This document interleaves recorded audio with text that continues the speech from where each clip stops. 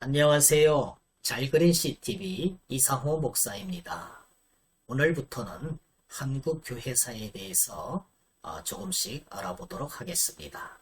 오늘은 그 첫 번째 시간으로 서양 최초의 귀화인이라고 할 수 있는 벨테브레에 대해서 알아보도록 하겠습니다.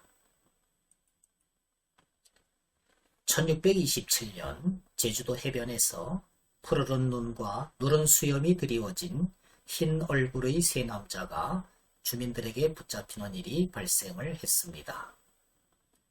네덜란드 국적의 얀 얀스 벨테브레, 디렉 해리스 베르스, 얀 피테르츠로 밝혀진 이들은 무역선인 우베르케르크호를 타고 교역차 일본으로 항해하던 중에 심한 폭풍우를 만나 표류하다가 물을 구하러 상륙했다고 밝혔습니다.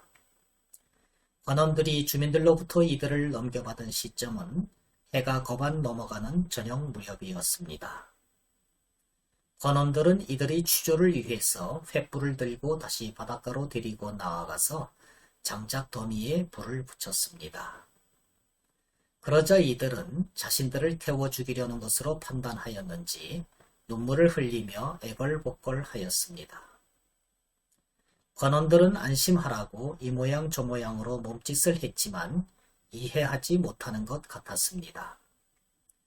결국 시간이 좀 흐르고 관원들의 친절이 계속되자 눈물을 그쳤지만 말이 통하지 않아서 취조가 제대로 이루어질 수가 없었습니다. 경주로 압송되어 동네 부서 앞에 선 벨테브레 일행은 평온을 좀 되찾은 모습으로 구체적인 의사표시를 하기 시작했고 야폰과 나가사키를 외쳐댔습니다. 동네 부사는 이들의 원래 목적지가 야폰의 나가사키임을 알아차리고 동네에 있던 외관으로 보냈습니다. 그러나 외관에서도 언어 소통이 이루어지지 않는 것은 매일반이었습니다.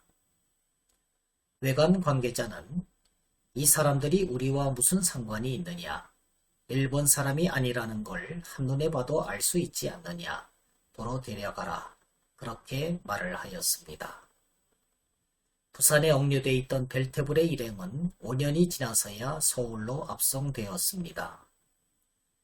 처음 인조대왕을 접견하는 자리에서 긴장한 빛이 역력했지만 이 벨테브레 일행은 이내 눈물을 쏟으며 일본으로 보내달라고 간청을 했습니다.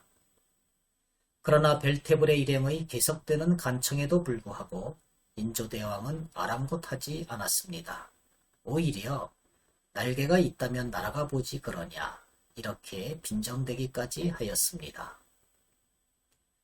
이전에 유럽인들이 표류해 오면 중국을 통해서 송환했던 것처럼 송환하자 그런 대신들의 의견도 나왔지만 현재 만주적인 청나라가 중국을 거의 장악하고 지속적인 위협을 해오고 있기 때문에 외교 통로가 원활하지 않다는 의견이 다수를 이루었습니다. 그런데 인조대왕은 심문하던 중에 뜻하지 않은 수확을 얻었습니다. 잘하는 것이 무엇인가? 이렇게 인조대왕이 질문을 던지자 벨테브레가 무예를 선보인 것입니다. 뿐만 아니라 벨테브레는 병서에 능하고 대포나 화약 만드는 법을 알고 있다고 말을 했습니다. 북벌에 관심이 많아 신무기 제조에 공을 들이고 있던 인조로서는 벨테브레를 활용하려고 했습니다. 인조대왕은 벨테브레 일행을 훈련도감에 편입시키고 전투에도 참여시키라고 하였습니다. 벨테브레가 무슨 의도로 병법과 무기제조법에 관한 말을 했는지 모르지만 그가 조국으로 돌아가는 길은 더 힘들어지고 말았습니다. 벨테브레 일행은 훈련도감에서 대포 만드는 법과 조작법을 가르치고 화약을 개발하는 한편 전시에는 직접 전투에도 참여하였습니다. 1636년 인조 14년 병자호란 당시 조선군에 포함되어 청나라와의 전투에 출전했습니다. 이 전투에서 동료인 해리스 베르스와 얀 피테르츠는 전사하고 벨테브레만 살아남았습니다. 그는 이 전장에서의 공로를 인정받아 왕으로부터 박연이라는 이름을 하사받고 조선 여인과의 결혼이 허락되어 스라에 일남일녀를 두었습니다. 벨테브레는 준수한 용모에 지식과 인격을 갖췄고 신무기를 다루는 기술까지 출중하여 부임 후 훈련대장 휘하에서 군의 지휘자가 되었습니다. 그가 조선 여인과 결혼하여 자녀까지 두었다는 것은 고국으로 돌아가는 것을 불가능하다고 여기고 귀화인으로서의 삶을 살기 위해 애썼다는 것을 보여줍니다.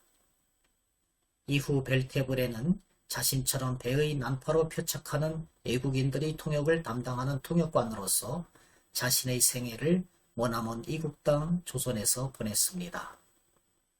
그러던 중 자신과 같은 동적인 하멜이 바다에서 표류하다가 제주 감령에 압송되는 사건이 발생하였습니다.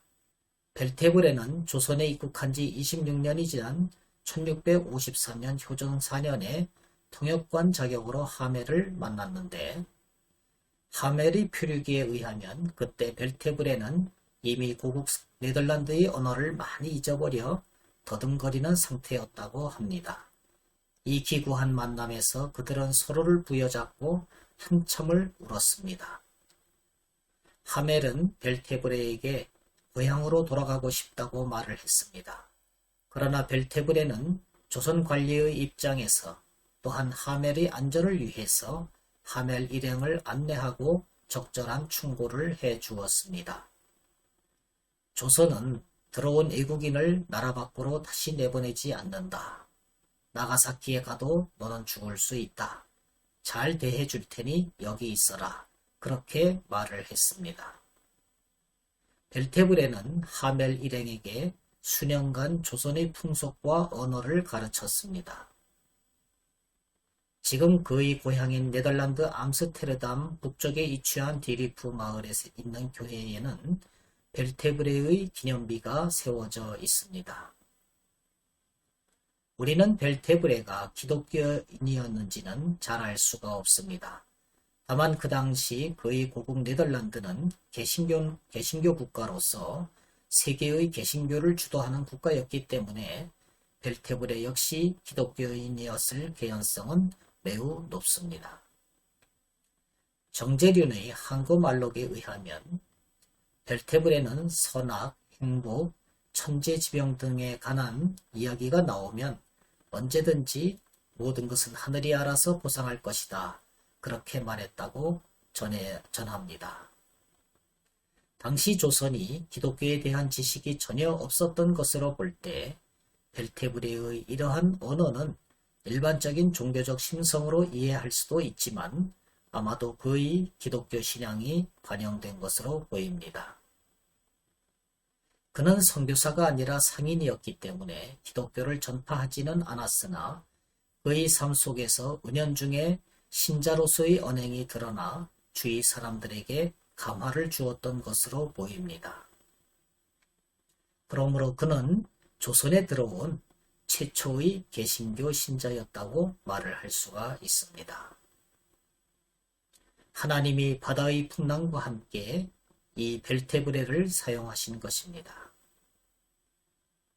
벨테브렐은 훗날 제주도에 상륙한 하멜을 통역관 자격으로 만나게 되고 우여곡절 끝에 탈출한 하멜은 하멜의 표류기를 통해서 은둔의 나라 조선을 세계에 알리게 됩니다.